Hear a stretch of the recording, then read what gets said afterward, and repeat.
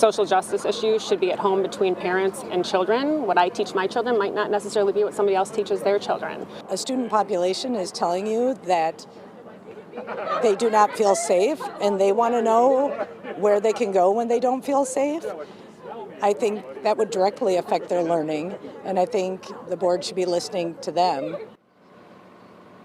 Well, the proposal is similar to ones adopted in nearby feeder schools like Waukesha and Kettle Moraine. The policy up for debate proposes a ban on a number of signs and flags, including safe space stickers, which some Arrowhead High School teachers have already displayed in their classrooms. Now, school board members and administration spoke from both sides of the issue, but ultimately the majority decided to proceed with the recommendation from their legal counsel.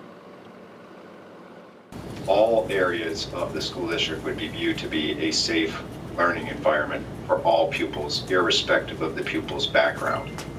And that if concerns were risen by a student or a staff person or an other individual that a learning environment was not in compliance with the law and was not a quote-unquote safe space, that those complaints went to the counselor, district's Title IX coordinator, the principal.